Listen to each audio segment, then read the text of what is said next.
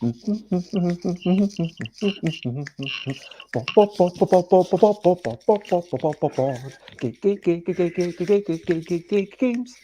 board games. We might be talking about board games, but we're not gonna shout. Here I am with the big head of the person known as Ed. I lie, it's actually normally head sized. But anyway, that's all a lie. But anyway, we'll talk about things after this song. Thank you everyone for joining along. Hello, good morning, good afternoon, good whatever it is, wherever you are. 10 a.m. is UK time, time for Busy Beats and Board Game Blether, episode 944. And it's a delight to have Ed Jolly. Thank you for joining. My pleasure. Thanks for. By the way, I do have an unusually large head. Very Okay. hard to buy hats for me. So you were correct. So, I mean, it was honestly just there as a thing to rhyme with your name, but I But stumbled. you happened upon one of the truths of my life. You really you I unmasked me mean, and I found have the a truth in slightly my heart. larger than normal head as well.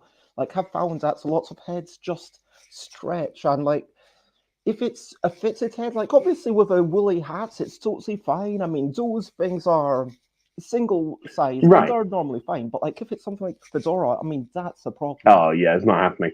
On the plus side, it means you don't end up wearing a fedora, so that's that's a positive. um, so I think I invited you because of something somewhere you'd written on Facebook. I can't remember exactly what it was, but I thought, you know what? Ed seems like someone who's done a lot of thinking about life and creativity and mental health and Mm. the struggle of like balancing the passion and sometimes just being sick of stuff but doing it anyway and trying to devote yourself to one thing and creation, but at the same time wanting to be an all-rounded human because we've only got one life and what are we doing? So A good um question, a big question, a classic. like, who are you and why are you here? Is that something you ask yourself regularly? Yeah, I think so.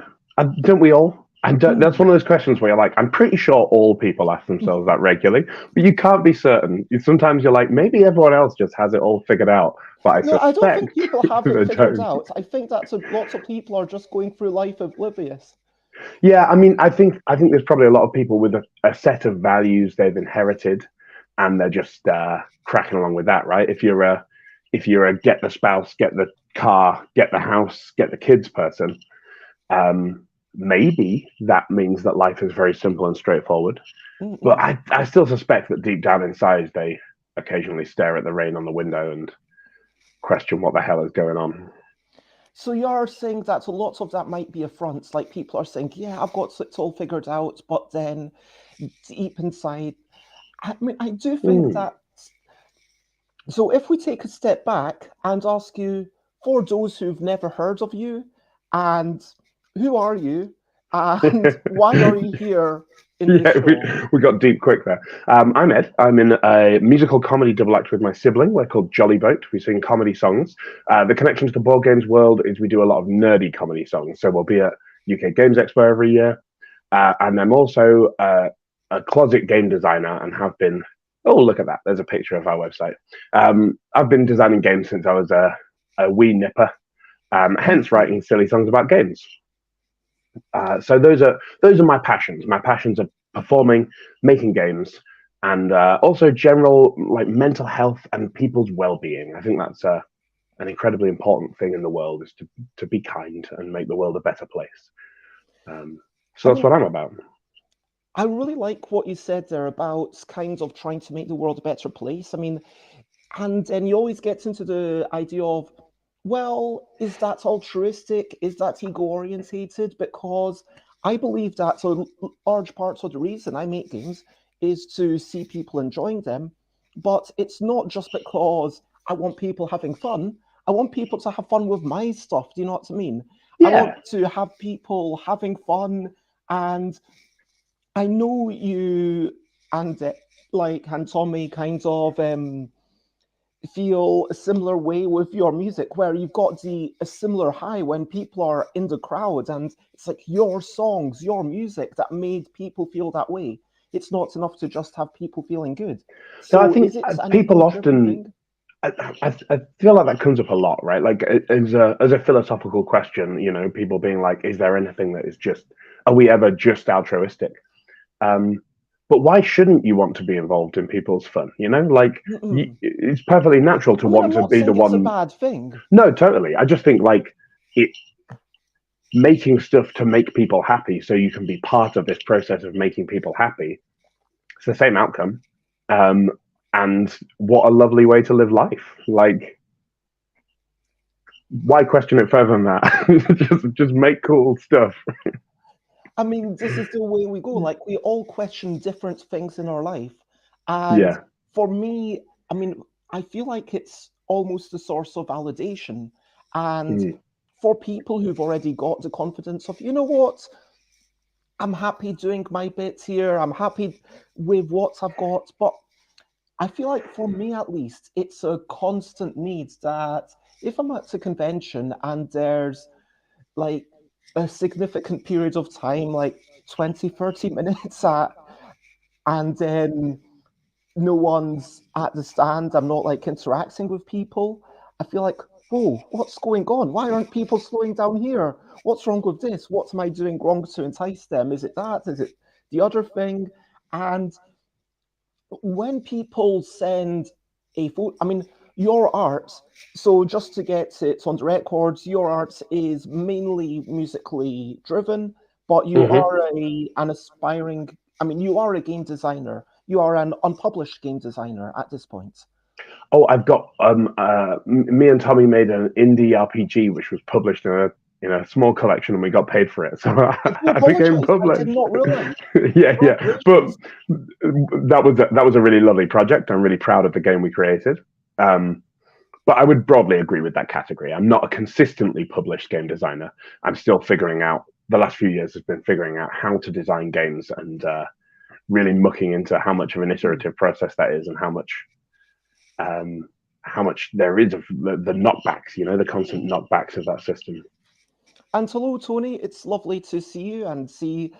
I actually really like it when people have a wee photo of their face. It's like, oh, that's who that person Hi, is. Tony. So Tony Boydell, we were just talking about Fizzed yesterday with Alan Paul. But can you tell us very briefly about that one published RPG that you've got? Like, if you had to Yeah. give 30-second summary. So that game is called Love Me / Love Me Not, and it's essentially a storytelling um, fanfic generator. So you start the game by making an origami flower out of 7 petals, and each petal, if you pick the petal and unfold it, it gives you a small inspiration for a scene. And what you use that flower to do is you pick petals one at a time and tell the story of some 2 people who one of whom is very much in love with the other one, and over the course of the story, we get the will they, won't they of those 2 people Hmm. interacting. And then at the end, there's always a happy ending. They always get together. Aw. It's a really nice game. It's really lovely and wholesome, but it's so tense as well because like people get really invested. And so every time there is a love me not scene in which you get the implication that the beloved does not return the affections of the lover, every one of those scenes, people around the table will be going, "No, oh God, no," which is really nice. I'm really proud of it as a design. And how many players is that for? Um, I think 3 to 4. It's a while since we tested it. I can't exactly remember. You can play it with 2, and I think it's best with about 4. Okay. There are 7 scenes in the game, and each player does a scene, so there's a natural hard limit of 7, And but if probably people best with 2 or 4. wanted to check that out, is it available somewhere that I could play money or read it right now? You know what? Off the top of my head, I don't know if it's presently available. I will have to check because it was a Kickstarter that went out in a series of books. With It was a book of RPGs with unusual mechanics at the core of it, Mm-mm. and so we designed it specifically for that. And I know it went out a while ago. I don't know if you can still buy copies, but I will find out after the stream and send you a link. That sounds lovely. Anyway, before I um mislabeled you, let's say. I was going to say that I was saying that the bulk of your creative endeavors are performative in Yeah, nature, that's and true. the bulk of my creative endeavors currently are non-performative, let's say, and like making games. Mm, And I think that we've both done a little bit of the other person's stuff. I've done some musical performances. You've made some games. We've got an idea of what it's like, but one fundamental difference, whilst all creative endeavors share lots of similarities, with a performance, you can see straight away this person's falling in love with your stuff, they're enjoying it, there's this emotional reaction.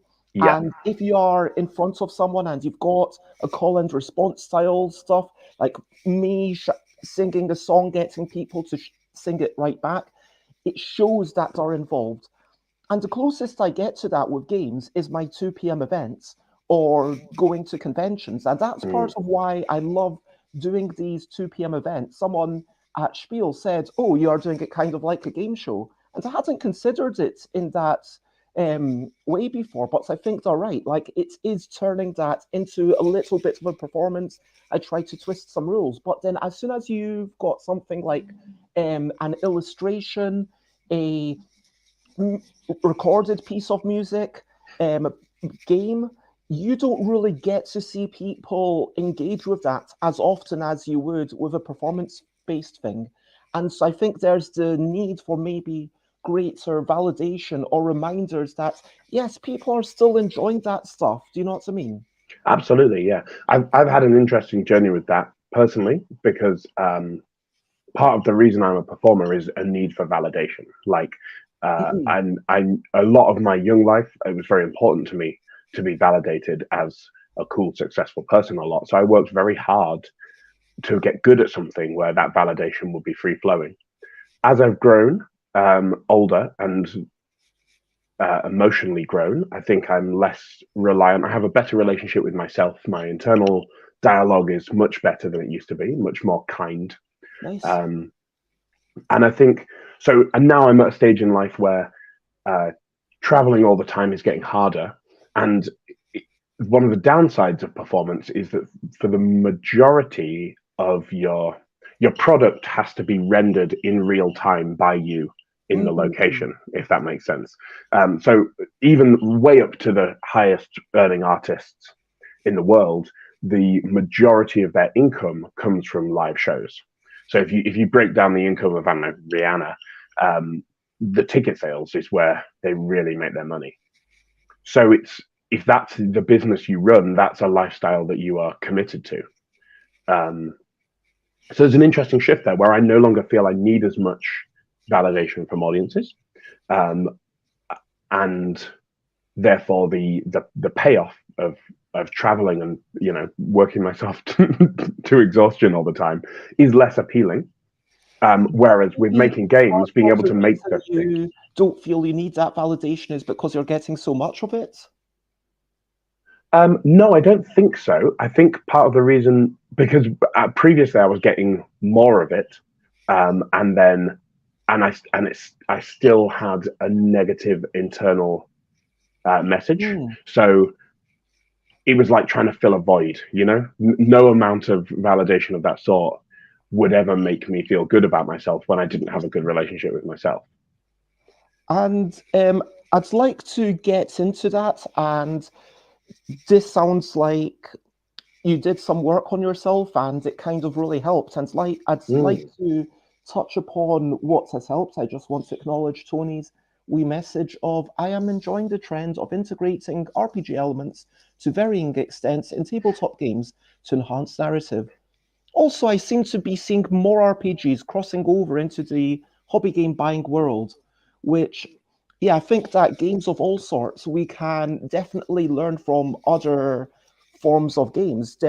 People seem to believe there's this big gulf between sports and folk games and RPGs, when, yes, there's a big divide arguably between games where the focus is on winning and games where the focus is on building a communal narrative. But I think they are all about crafting agency. Yeah, And yeah. I've been getting really into lately emergent narratives in video games, which is a topic I've always found that very interesting. So, talking here about games like The Sims and RimWorld, where there is an ongoing simulation of character interactions that the player can nudge and interact with, so that it then spits out narrative.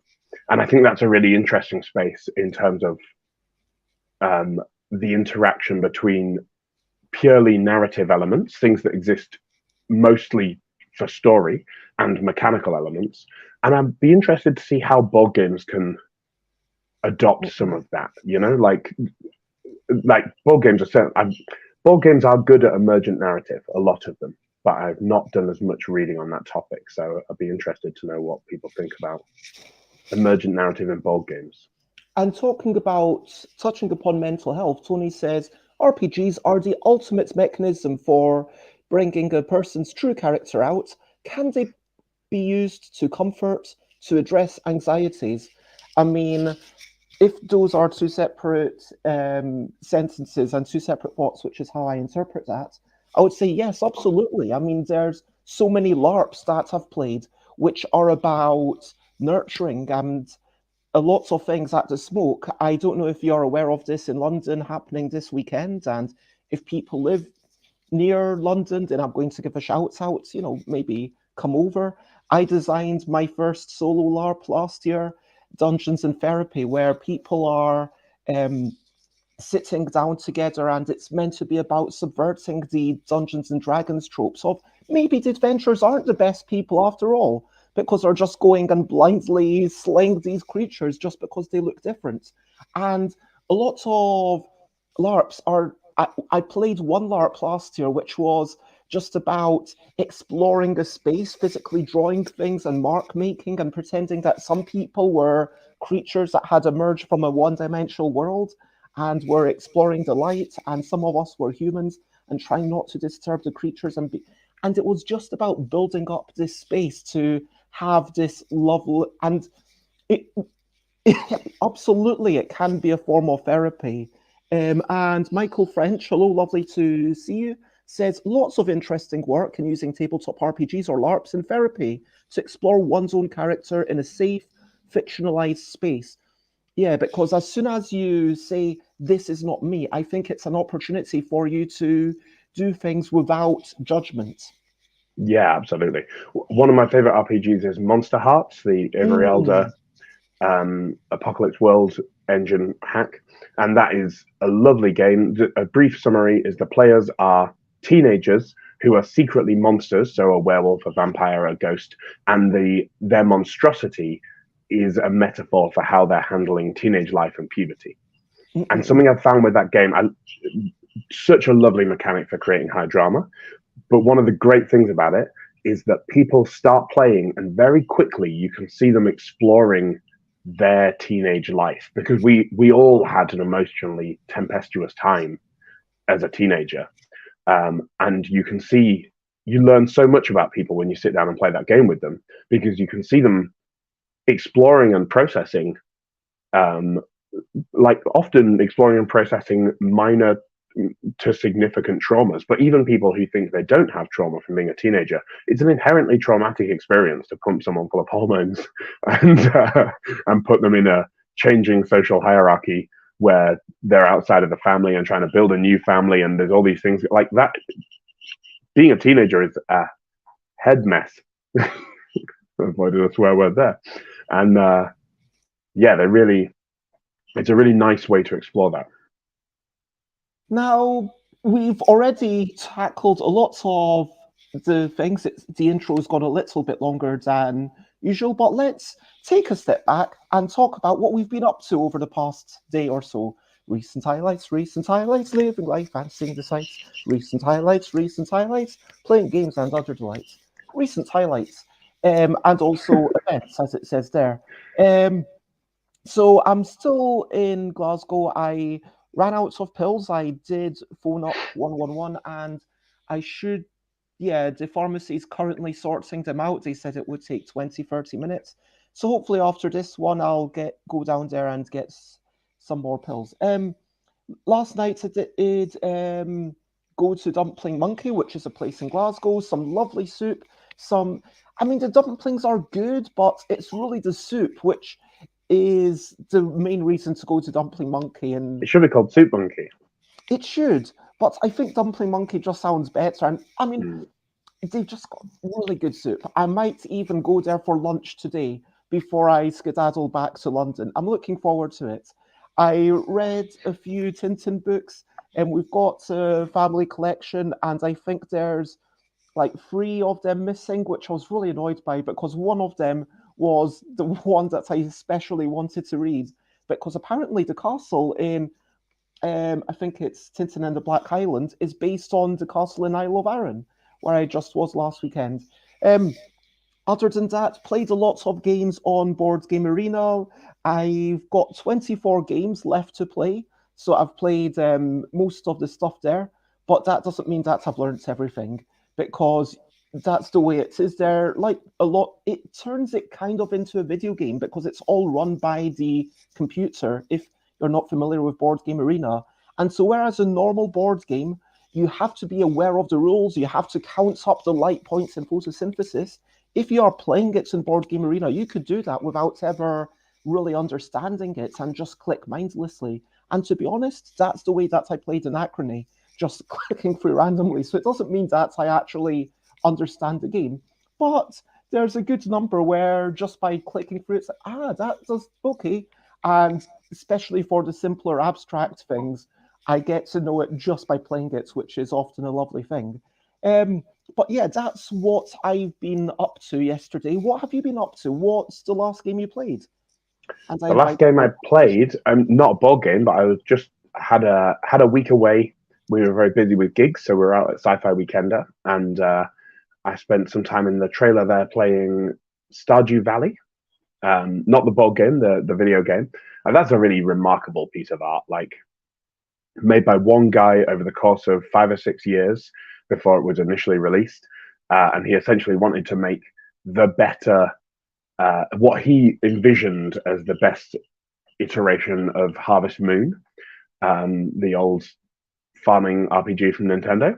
And I just think there's something so beautiful about such a large and complex product made by a single mind. You know, like you can really see there's so much depth and passion in that world, and it's so immersive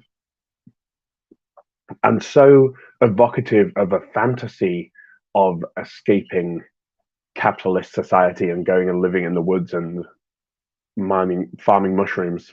Just beautiful, beautiful piece of design. And then yesterday, I went clothes shopping for a new non-binary wardrobe, which was exciting.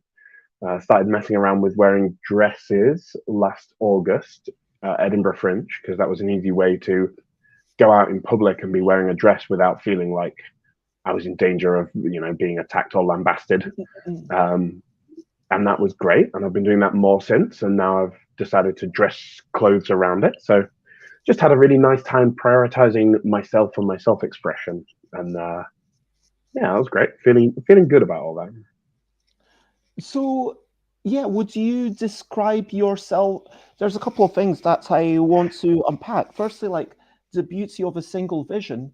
And I mean, how important do you think it is that a big project or any project comes from one mind as opposed to having one single focused design document and then everyone going along with this one vision? If everyone's in a unified focus, do you think that's just as good, or is there a certain je ne sais quoi from a single mind? I mean, for me personally, one of my personal values is that I really like art that's made by very small teams. I don't think it's objectively better, but I do think I prefer it considerably. I like to be able to see the impact that a creator has had on a piece of art throughout it in multiple places. I like that resonance between different elements, and I really love it seeing a piece of art where all the aspects of it, the sound design, the visual design, the mechanics, if it's a game, the scripting, if it's a game or a movie or a book, Mm-mm. seeing all of that work together to create something really homogenous. That's an important principle for me in what makes great art, and I love seeing how that then reflects on the human condition, and being able to see the fingerprint of the maker in the art is very important to me. So, yeah, I don't think it's objectively better, like, but I, for example, don't find much joy in, say, the Marvel movies, because they are this big budget thing and they've clearly got a very clearly defined goal and everyone's working towards one thing because they have made something that is popular. So I generally believe that if it's popular, it must be good. Um, but they don't do something that then don't do the thing that I personally enjoy in art particularly well. I mean, certainly from a small single team, it's like you are able to get a little bit weirder, let's say, because Mm, I think that's the thing. If it's something from the biggest studios, there has to be the sort of return on it. You have to be making yeah, something that will appeal to the masses, whereas I am in a position where I can say, you know what, I want to make a deck construction game. I want to make a deck construction game where you will be able to make a deck that's 20 cards. And I know that's a really weird idea, but and there's a lot of financial reasons why it's not a great idea to make a financially accessible deck construction game, because by having randomized boosters and all that sort of thing, it mm, does mean that you sell a lot more. And then it might mean that more shop supports you. And it might mean that there's more, yeah, organized play, which is a big part of keeping it alive. But yeah, then in my mind, I'm thinking, well, I am able to do original arts and to do like special promos for people who go to events and see if I can maybe cultivate at least just in one, maybe two shops in the UK, a tiny following, and see can I get like a small regular bunch of people to come in a way that makes sense for the shop, and it's something that people can engage with if they want, at least if they live in that area, and then mm, hopefully it will be something that people are able to engage with it, because it's it sometimes maybe it's a terrible idea, but like a game about drawing creatures, complementing the drawings and complementing the complements. I mean, heck, a game about wee whimsical creatures and trying to identify them after someone makes noises would not have existed if I felt like I had to print 1,000 copies. It's thanks to print on demand, thanks to it being something where I said, well, this is something that hopefully some people will like, and that then became one of my most successful Kickstarters. Still a far cry away from what Asmodee would want, but it without taking those risks, you don't get really cool stuff. And sometimes in order to get that really cool stuff, I mean, I might be bigging myself up a bit too much here, but I think that you've got to be able and willing to do things that aren't necessarily commercially viable, things on a low budget, and that's where small people have that possibility. But mm, I'm glad that you said that they aren't necessarily intrinsically better, because there's something wonderful about um, going out, getting feedback, getting playtesters, listening to people who say something about your show afterwards, and listening to you need to listen to feedback, basically, is what I'm saying. And in one of my most recent games, 30, 40 people had played it, and not one of them said, you know what, this currency should be 1, 2, 5, and 10. That just makes more sense. Go with what currency is in the real world.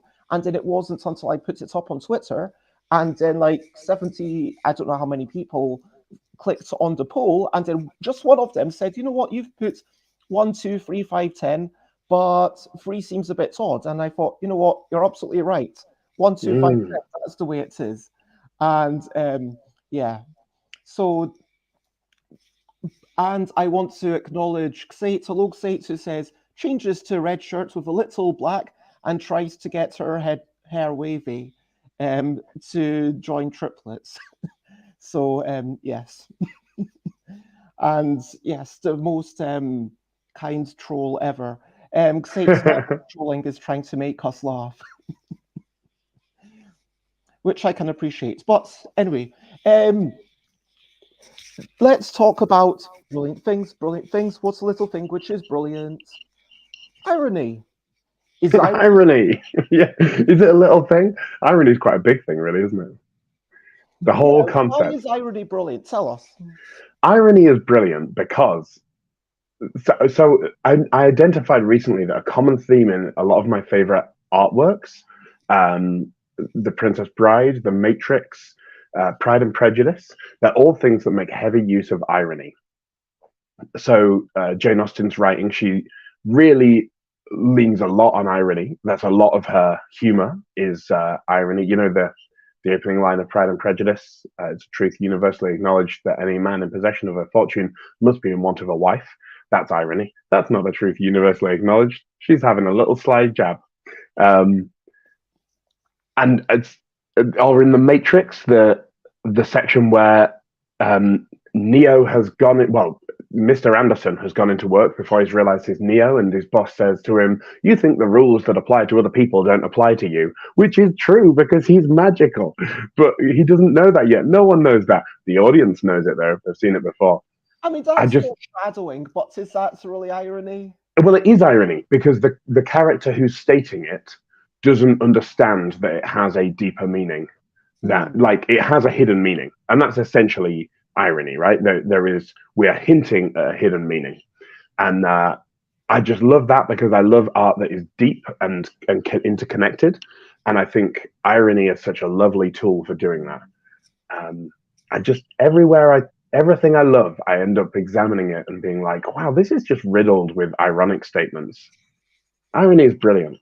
So, because it adds extra layers, it adds extra depth, it gives you something to examine. It is a brilliant thing. Yeah, and also it puts uh, it puts the reader or watcher or viewer of a static media through irony has an interaction with the work that exists entirely within them. Now, we can argue that that is the case with all art, but the whole point of irony is that the audience is supposed to have a response that is not stated in the text.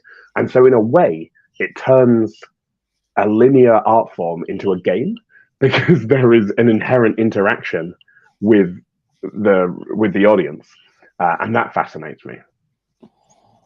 Yes, and yeah, say it's keeping up the pun, I guess you could call it. Mm-hmm. Irony takes all the wrinkles out of the character's flaws.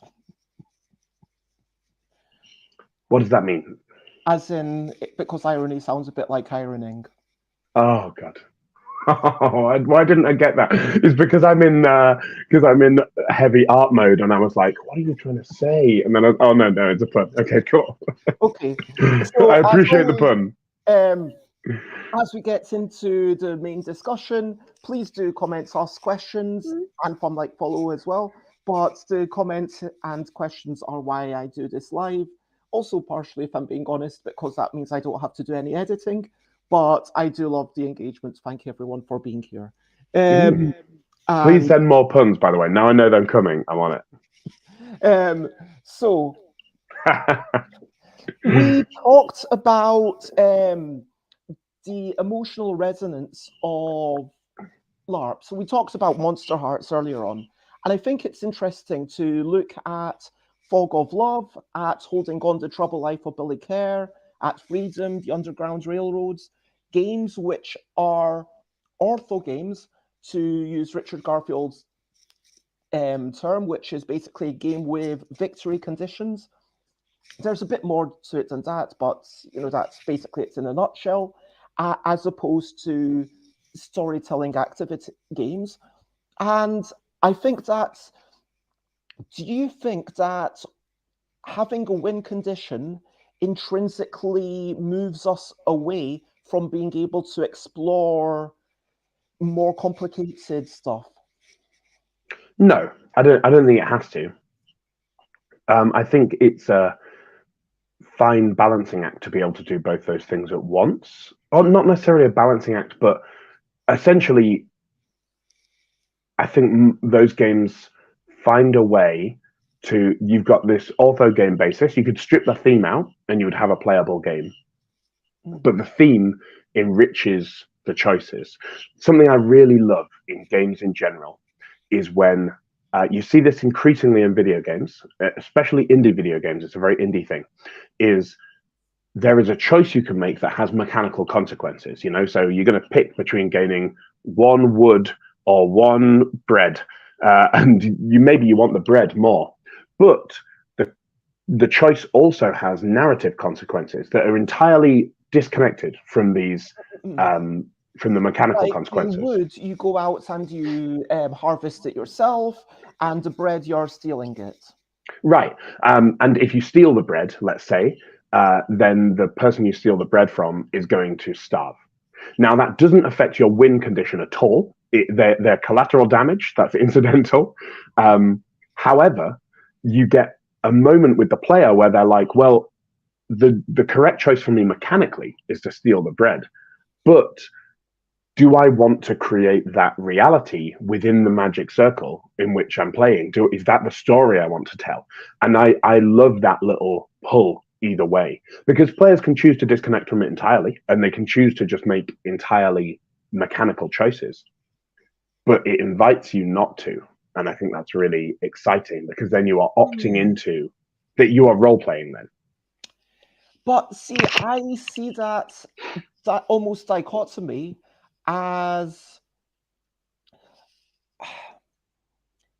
if the game is telling me this is how you win, then I take that, I'm taking that on trust. I trust the designer to say, okay, you've told me that this is how I win. And so whilst I'm within the magic circle, whilst I'm playing this game, this is what my worldview should be shaped by, the idea to do this thing to win. Now, there's a separate moment after the game and before the game, and even during the game when you step outside that magic circle, because you don't entirely contain yourself within the magic circle. I mean, worse, if there's a sudden fire that goes on right beside you, of course you're going to pause the game and put out the fire. I don't care how involved, well, I'm sure there's at least one case in the world, but you know what I mean. I mean, like, that's obviously a tragedy if someone would be so addicted to the game that they couldn't stop if there was an electrical fire while they're playing. And then I hope that everyone's mindful of also the comfort levels of the people around them, which is something lovely about LARPs, how you, and RPGs in general, how you have the X card, you have these things to ensure that people are emotionally okay. But then during that game, yes, we might be considering it from an abstract point of view, but the bulk of my thoughts is, how can I get these points? This is a mathematical construct. I'm trying to work it out, how to win this game and how to get to the end. I mean, I don't make a habit of lying about my motivations, but when I'm playing Resistance or when I'm playing Ultimate Werewolf, of course I'm going to lie.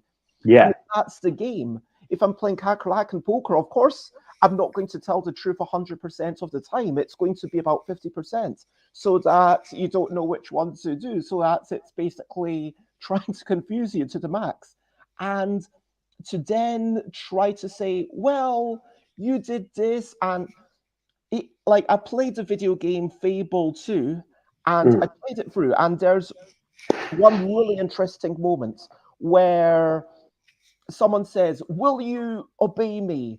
And then they drain your experience points, the thing that you don't think could ever go away. And I'm sorry for slight spoilers. And then you might say, no, I still won't obey you. And then they drain more. And then you go back down to 0 experience points. And then you're on this limit. And then you say, no, I still won't obey you. And then you drop down levels. And then you start dropping down levels until you realize, wait, they would actually drain me all the way down to level 1 where I started the game. And this is interesting. And it's not as if you can make a choice. There's clearly one thing. Obviously, that's an extreme example. Only one choice will ever progress the game. And there's an interesting feeling of, wow, sometimes we are railroaded in life, not just in games, but in life, we are pushed to do something. And that's actually raised a lot of interesting ideas in my mind about people who are, you could say, oh, they don't have to do that. But in reality, they kind of do just to be able to survive. Do you know what I mean? Mm. Yeah, I But mean, I think that's an example of something quite different, though, because you are not, in that context, you're not, the only narrative consequence you can have is that you didn't give up easily, right? So mm-mm, the player you could play that game and sit down and say, I'm going to resist obeying for as long as possible, and then I'll get to the end of the game anyway. So you can imagine a YouTuber doing a run through where they resist obeying, and it's almost like dynamic difficulty, if you see what I mean. mm-mm. You can choose, in the example I gave before of the bread or the wood, you could choose to play the mechanically suboptimal choice as a form of dynamic difficulty that is imbued with theme, you know? Like you can choose to be a good person and chop the wood, even though it's not as good for you. I don't think that example in Fable affords you the same choice. I mean, it's literally not affording you a choice, is it? Yeah, You yeah, yeah. are eventually going to give up. There's a degree of choice in that you can choose to resist, but that's not really honoring the choice the player has made, if you see what I mean. The world is not going to go on to respect your choice to resist. If you could resist and lose 10 levels, and then throughout the rest of the game, people would say, you're a person who resists, you're a true hero, people would probably choose to do that. Mm-mm. I mean, I don't want to get too much into this one aspect of gaming because I feel like, yeah, it could be a distraction from the wider conversation.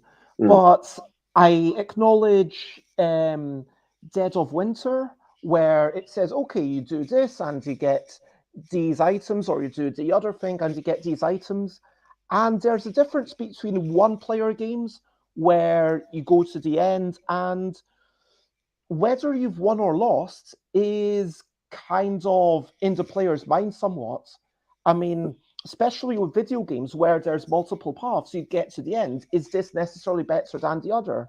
I mean, I'm playing through that Undertale, and Mm. I never felt the need to kill anyone. I mean, I'm surprised people would actually kill someone when you don't have the choice, but apparently the majority of people do because that's the trope in Right. video games. You just go, yeah, you know what? I'm disregarding you. I'm going to kill you. Like actually, at the start, I waited quite a relatively long time for the person to return until I was like, yeah, they're not returning, are they? And I'm the type of person who in Shenmue, when it said you've got until this time, I just waited until that time, and then there's an alternate ending. And there's all these extra things where video games become more about a sense of exploration than truly getting to the end and then comparing yourself versus the others. It's when you've got this singular point of comparison, your score versus other people's, or Mm. who did this first, which is the way that a lot of board games operate. Who managed to get, um, you know, the uh, who managed to get the family that actually survives the best, or the farm that looks the best by calculating according to the mathematical formula that the game has defined for you. Right, And right. so everything you're doing is according to that. And once you bring in this singular point of comparison to then say that players should go out with that and start thinking about the fiction, it seems like you're almost relying too much on certain players to a degree. Yeah, I feel that as a mechanism, it wouldn't work so well in a competitive board game. I can see it working in a cooperative board game where Mm, you decide as a group to, save a child's life even though you don't get the magic sword. Um, I can certainly see a group deciding to do that, and then I can imagine getting to the end of a session and all patting each other on the back and being like, "We did it without the magic sword. We saved the child's life." Um, as an entirely hypothetical example. mm. Uh, but yeah, I think if you are playing a competitive point salad game, there's probably not as much room for role play in that context generally. Um, I would guess. I'd be interested to see if someone can present a model whereby you can role play in that context. But I think competitive mechanical play is the enemy of role play. I mean, even within a cooperative game, it feels like you've got two types of cooperative games, arguably. The ones where you get to the end and then it's win or lose, or compare your points and try to get the highest score you can. Those things which are still, if you're not competing against each other, you're still competing against the game. And then you've got the other side, which is fully about the exploration, the story games, which there's no one to say, yeah, you told the best story. I mean, in Fable for the LDEC, at the end, just to validate the existence of it on Board Game Geek, I put on it, if anybody is happy, you all win. And I mean that very literally. Like, if anybody at the table is happy, everybody wins, which hopefully makes the people who are less happy slightly happier, because it's like, yeah, I'm not happy with this story, but that person's happy, so I win. And that makes Yeah. me feel slightly. No, that's lovely. Yeah. But who's to say? And that's like a ridiculous. I'm aware of the slight ridiculousness of that, and I've explored that in a game about quickly grabbing creatures that are totally different and counting your beetroots, where if you don't make a mistake, you win, but then the person who grabs the most cards wins the most. And what I'm trying to say is that as soon as you bring in this number, whether it's okay, this game we're going to go for the achievements. Maybe there's a list of achievements saying, okay, can you do it by still saving the girl? Can you do it without using a sword? Can you do it without ever doing this particular action? These are still things that you tick off, and you do it in a very competitive way. I've done that. And it's the intrinsic goals, having the intrinsic goals, which you generate yourself, does give it a very different vibe. And I think it's within those intrinsic goals that maybe we have space to explore the full depth of human relationships. And we have the space to, Yeah, no, that's great. That's very insightful. And I think you're probably onto something there. I think intrinsic goal setting is an inherent part of role play, right? Like the ability for a person to be able to say, I want this to be the case, and that's the thing I'm going to pick as a goal out of a myriad of options, is how we shape our experience. Yeah, no, that's great. That's a really interesting insight. I'm into that. I'm going to think about that more. I'd like to go back to mental health and validation in particular. You talked about how you've done some work on yourself and you're feeling less needy, to put it bluntly. Yeah, no, that's accurate. Can I ask what you did? And I would like to learn from you.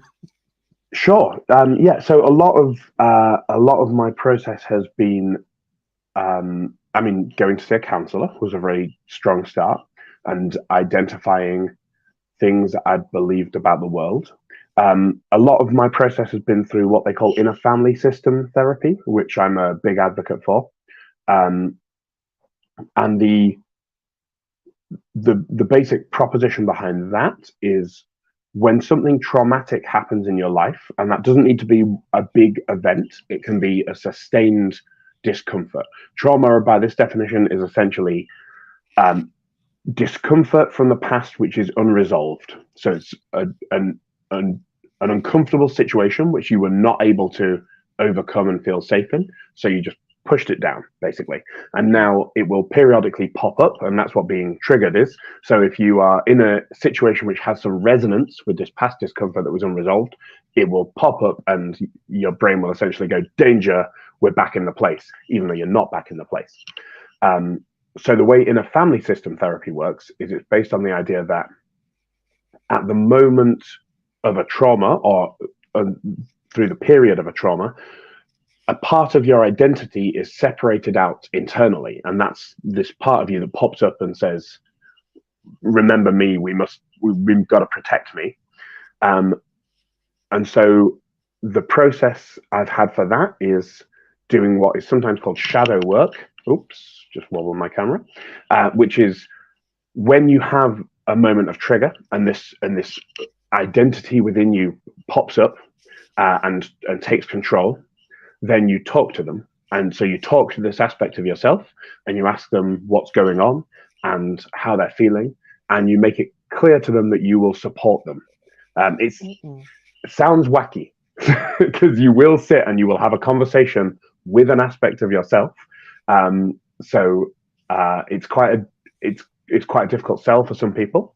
But what you then do through that conversation is like resolving a conflict with any other person. You resolve the conflict within yourself and you make that aspect of yourself part of your inner family system. And so you're able to hear their need and provide for yourself, and provide your own needs, essentially.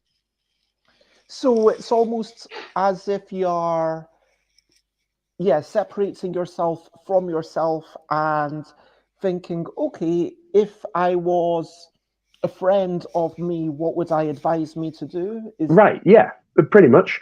And also just emotionally holding space for that version of you. You know, like hearing them.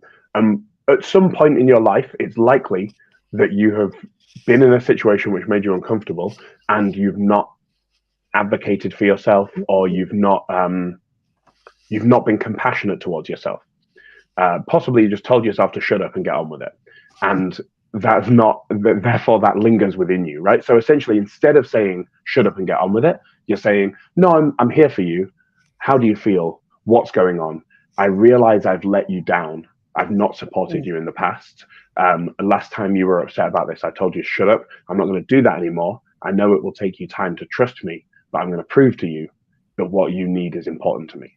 And so you're essentially prioritizing yourself and your own needs and looking after yourself. It's self-care to the nth degree. And then by doing that, you find a peace in that thing, and you will no longer have that trigger come up. And so through that process, I find myself getting emotionally heightened far less. Although what I used to do is repress all those emotions. So I wouldn't get emotionally heightened. I'd just get depressed instead. And so by resolving all those old emotions, I no longer get depressed, and I no longer exhibit a bunch of behaviors that I used to have that were about controlling that feeling. So if I didn't want to feel something, I had various addictive behaviors that I won't go into in detail online. I don't want to trigger anyone or talk about anyone else's things, but things like binge eating. I'd rather we don't talk about that in detail in case anyone listening might be triggered by talk about that. But yes, that was those things have cleared up for me a lot through this process of self-acceptance. I mean, I'm really glad for you that you've been able to come out of this journey Thanks, a buddy. healthier person, and congratulations on doing your work. And it kind of leads to what I mentioned this morning about balancing this need. I don't know if it's really a need or an internalized need to be productive, to be dedicated to the craft, to keep working on stuff, versus the need to be kind of caring to yourself, to be a fully rounded human. Do you know what I mean? Because when I'm being creative, parts of me is like, wow, I'm able to make games full time. And I've said this before, but for full disclosure, my self-publishing, it's if it's break even, it's a good year for me, but my income is basically from Yogi and other games that, well, I got a wee bits of income from Seize the Power when that got signed by Inside Box, and a wee bits of, but there's this gratefulness within me to be like, wow, I'm able to do this. This is amazing. And then there's this feeling of, I need to do as much as I can. If I'm not doing this, then am I kind of being lazy? Am I wasting this opportunity? Do you know what I mean? Yeah. For sure, there's this desire to be productive every day, to do as much as I can. But how do you balance that with, because I'm sure you get a similar thing with writing new material. how do you, with going on tours, how do you balance that with self-care? Yeah, I think my main response to that is I think it's important to figure out why you feel the need to be productive. Like what's that productivity for? Because I spent many years laboring under the idea that I wasn't good enough unless I was productive, essentially. That I wouldn't be loved and secure unless I was a big deal. And that's a really toxic internal environment. You know, it's not good for your well-being to pin the idea. I think all the thoughts of like, I have worked hard, therefore I deserve rest, you know, that kind of thing, like so prevalent in our culture. But I think it's worth, if you are someone who experiences the sense that you need to be doing more a lot, trying to find out why you need to be doing more. What will happen if you don't do more? What are you trying to avoid? And is that real? Like, do you actually need to be worried about whatever that thing is? Because some things are real, you know, like we need to make some money so that we can pay rent and buy food and do the things we need to do. And it's important that you have an internally self-regulating system that says, get out of bed, go make £20, otherwise the electricity will go off. But do you need to be in a different place in life in the big picture? Is, I think, always like, what is it you're looking to change? And can you just enjoy the thing for the sake of the thing? You know, you're going to live and then you're going to die. And then everything you did will be forgotten quite quickly. And even if it's not forgotten quite quickly, it will be made into a narrative. So it'll no longer be functionally you, right? Like in 100 years' time. Yeah, and in a billion years, who cares? Exactly. Yeah, right. Like entropy is inevitable. So I think enjoying the journey really is the most logical thing to do. And enjoying the journey can mean working hard so you get to go into a penthouse bar, or it can mean working hard to make enough money to have a mansion instead of a flat, if that feels like something that would really bring you joy. There's nothing wrong with having goals and pursuing them. But why?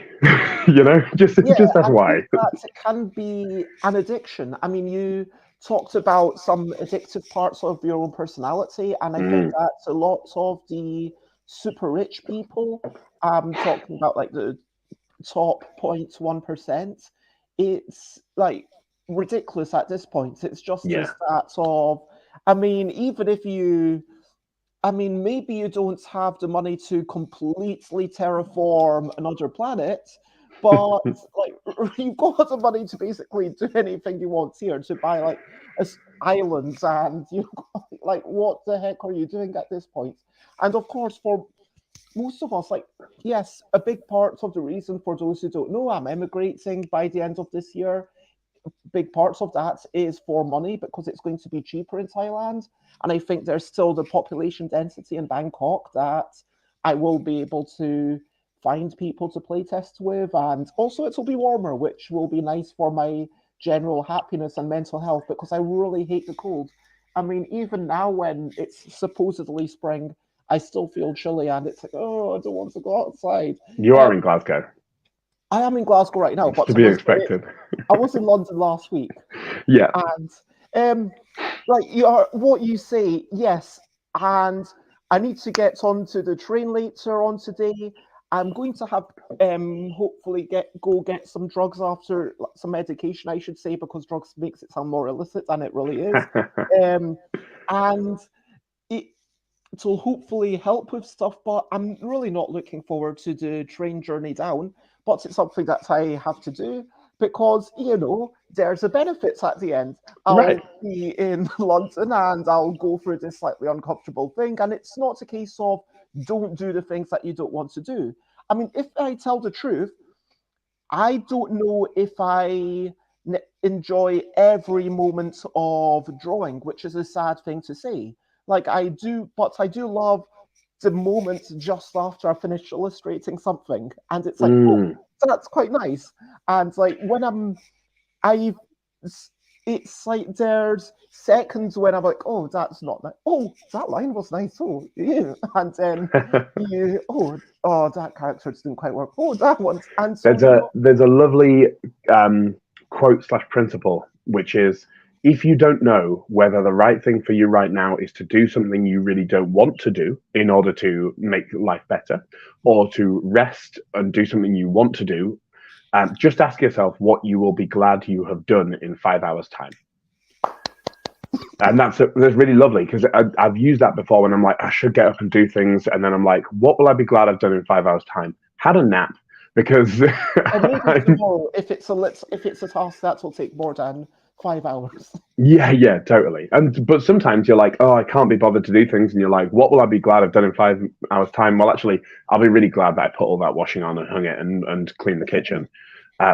So in that case, it's probably a good time to get up and do it, but there's always a balance, you've got the inner child who wants to do nice things they enjoy, and the inner adult who wants to keep you on track and look after you and make sure you get things done. Yeah, it's about being kind to yourself, taking care of your past unresolved stuff, but also being kind to your future self.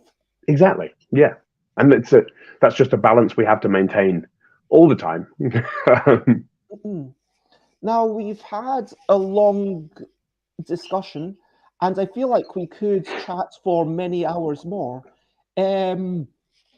Is there anything at this point that you feel like you really want to share on the topic of creativity, mental health, ego, passions, and the purpose of life, which we've touched upon very vaguely? You know what? There's a great quote, which is, I think, to summarize, a quote I came across a while ago that I love and now is a principle for my life, which is, art is when you make something and then you make it again, but try and make it better. And then you do that again and again, and then you die. And that's a pretty good life. And that's the principle I'm living to these days. It's just try and make a good thing and enjoy making it better. I mean, I kind of like that, but at the same time, I don't want to just be doing the one thing over and over and making it better. No, but you can make different things, right? Whatever you make will always be informed by your past work. If you went on and if you were to write an opera now, I think it would be a Bezzy opera. We'd be able to see the influence of your games for someone who knows your work. I did actually start writing a children's book that may or may not happen. It's kind of inspired by Doctor Zeus and also cute comical creatures. Great.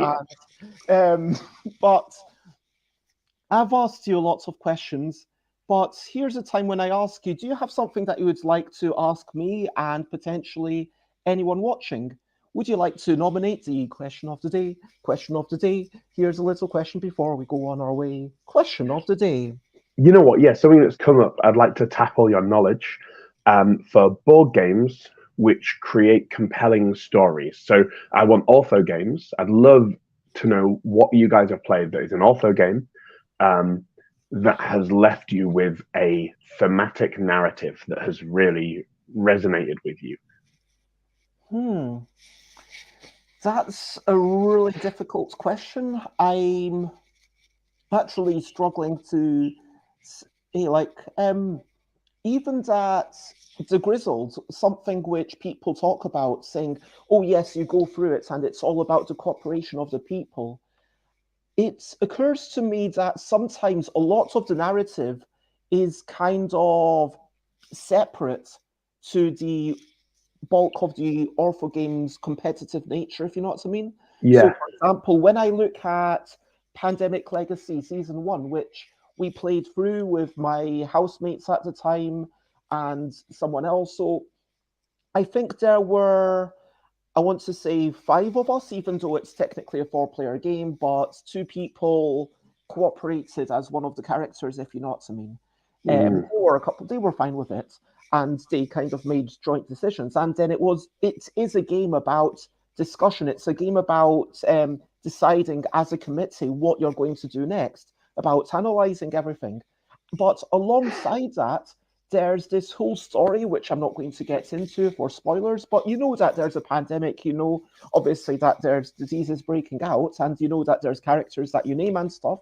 And along the way, one of my housemates would be role playing and saying, "Oh, my family member, I'm so far away from you. I'm in this country and you're there. It's been such a long time since we've seen each other. Hopefully, we can get to the same continent."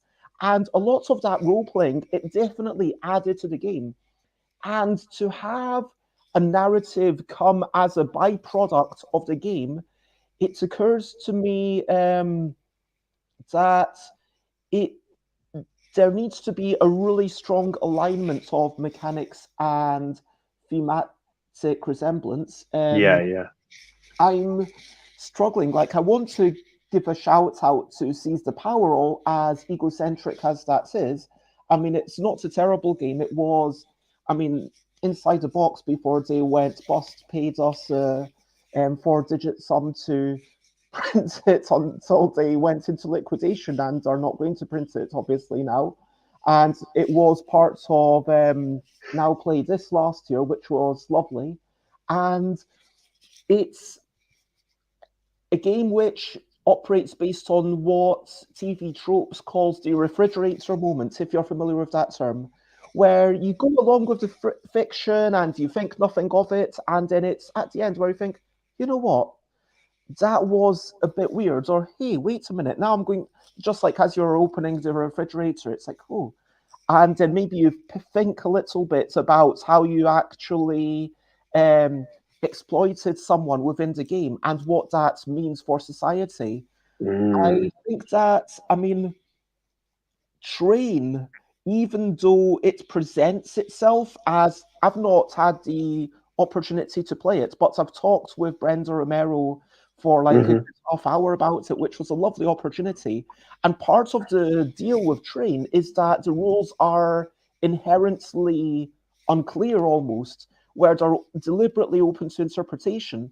And so once you know what's going on, you're able to change the game, and it's about how you interpret those rules as much as it is about how you explore your agency.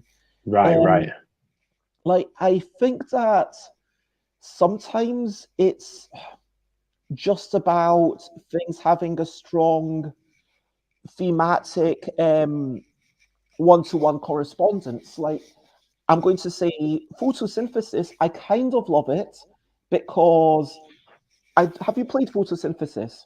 No. So photosynthesis is a combinatorial game, by which I mean it's perfect information, there's absolutely no randomness, and you know everything going in. And as an abstract game, it is a bit complex because you've got little trees that cast one shadow, two trees that cast two, and if something's in shadow, it doesn't absorb light. And if it didn't have the thematic trappings of being a tree, it would be a lot to take in. But because it's like, Mm. okay, trees are casting shadows, bigger trees put bigger trees in shadow, and smaller trees don't put big trees in shadow. Okay, I get it. And bigger trees absorb more light. Sure, there's a little bit of abstraction, but there's this kind of story of a developing forest, of something that's starting to grow and cultivate. And then the sad moment is at the end, where in rounds 1 and 2, you're growing this forest, and then it's this cutthroat, actually competitive game about getting in each other's light and blocking the other people's types of trees. And then at the end, the main way you get points is by having the biggest trees and then cutting them down, which is incredibly sad. Mm. And then so if you play really well, you're left with this incredibly sparse board after the final turn. So as opposed to Carcassonne, where you build up this giant board and then the final state is the most beautiful state, the most beautiful state of photosynthesis is maybe at the end of round 2, like two Yeah. thirds of the way through the game. And then it feels like, I don't know, I kind of wish that they had carried on something about, yeah, you know what, actually, I've got a final answer. Having pondered it, Daybreak. Mm. Daybreak by Matt Leacock and Matteo Menepace. I played a prototype. It's not officially released. You can see my face in the video because I was there to have a video recorded, and they've got like a bit where I think I'm doing an elbow dance with someone, and it's we are different countries. There's four different territories. I think it's like China, USA, Europe, and the global south. And I know that's like could be considered like problematic in terms, but it's meant to be done roughly in terms of wealth. These are the wealthy areas. So each area has a similar amount of impact on the world. And the US, each territory has special power, and you're all building up your own responsibilities. And in that game, I was able to build up a plan of okay, I'm generating all this green energy systems, and I'm playing as China. I'm able to get good exportation. That's what my special power is, and I'm going to make sure that you are able to get all the solar panels, and we are able to turn the tide to go into carbon negative. And um, as a globe, we managed to turn the tide, and like figuratively speaking, Mm. and actually make the world a better place. And at the end of it, it made me incredibly sad because it made me reflect on the fact that we only won because we were all cooperating, and in real life, countries aren't going to cooperate. So that made me incredibly sad and despondent, is the truth. But yes, it was a wonderful narrative. All Yeah, great. That's lovely. Thank you. Yeah, there's a lot of themes there of lunar narrative resonance, which makes sense. That is the most natural way for games to generate thematic narrative, I think. And in photosynthesis, about theme helping communicate mechanic, which is another important role of theme. Yeah, no, very interesting. Thank you. You're very welcome, and thank you for the question. And as always, if anyone else wants to answer it, whether you're watching live or after the fact, I try to reply to all respectful comments. There was at least one comment in the past couple of weeks that YouTube, for some reason, I got an email that it was like a really lovely comment about you know, growth and capitalistic society. I was like, this is great. I would definitely want to reply to it. And then 2 days later, it had been deleted by YouTube. I don't know what was going on there. So yeah, I don't know. Yeah. Anyway, but I reply to all respectful comments that I'm able to. And if you can always reach me talking about that. Over to you. What are you up to? You can share what's only if you want to. What are you up to today? Is there something that you want to do? Is there something that you need to do? Is there something that your future self would be happy with you having done? I Nice. I would be happy to have gotten my pills, take my pills, do a little bit of cleaning up before I leave my parents' house and get my arse over to London. I would like before I leave to maybe read some of the family comics before I leave, but obviously I'm going to prioritize going, and I'm sure I would enjoy going to Dumpling Monkey again. But it is a little bit out the way, so I'll see how I get on. That's slightly Mm. lower down the priority list. What are you up to? What am I up to today? I am. I've been lately making a roguelike deck building video game, and I've just had a couple of weeks off that because we've been traveling around doing gigs. So I'm coming back to it and cleaning up code, which I really enjoy. Just getting in there and deleting old things that were used to make prototypes work, and then no longer the mechanics that were devolved or whatever. So I'm going to spend the afternoon cleaning up code, and then this evening I'm going to a beginner's salsa dance lesson. So I'm going to Ooh, go and give salsa a go. I've given it a couple of goes in the past, and I've enjoyed it. So nice to amazing. have some time at home to get stuck into a local community and learn something and move my body. I loved Latin dancing in the past, and it's something that I would like to get back into. Of course, as always, let's recap and wrap up before we finish up. We talked about so much. We talked about mental health and validation, about Monster Hearts, Fog of Love, Holding On. We talked about Tintin and comics, and I do want to mention that looking back at those Tintin comics, I can see that there is a exoticism in there. Like it's always, oh, anyone of color is kind of this weird person. They're either this Yeah. mysterious benefactor or this alien power, if you know what I mean. And that's not Hmm. great. But We talked about having a single vision from someone who makes something, arts from small teams being something that fits into your worldview. And we talked about irony giving you something extra to think about.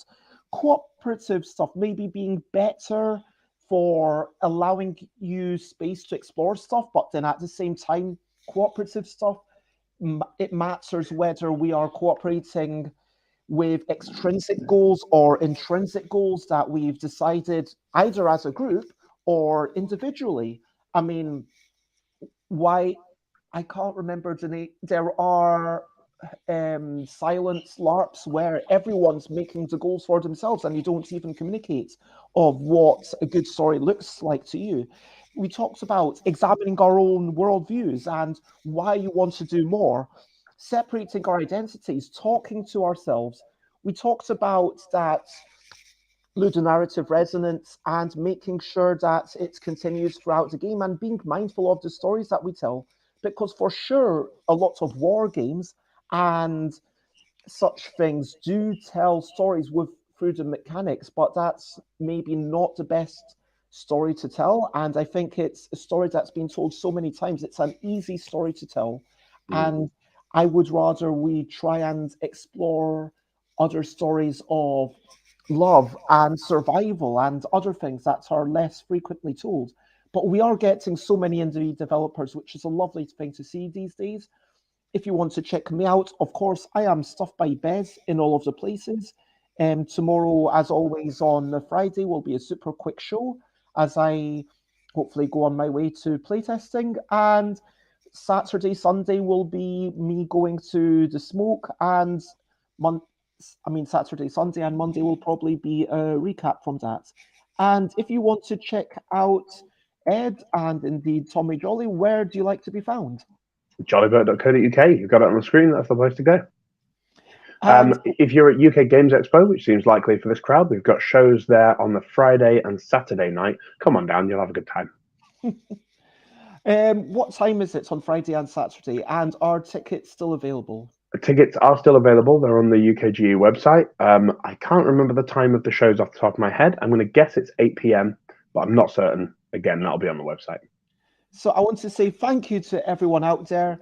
Please share, spread the word. And the only thing left for me to say at this point, as always, is bye, bye, bye, bye. This is a goodbye song. Blue, blue, bye, bye, bye, bye. Thank you for watching along. Bye, bye, bye, bye. This is the end of the show. Bye, bye, bye, bye. And now it's time to go. Bye, bye, bye, bye. This is a good song. Bye, bye, bye, bye. Thank you for watching along. Bye, bye, bye, bye. This is the end of the show. Bye, bye, bye, bye. And now it's time to go. Bye-bye, everyone. Good night.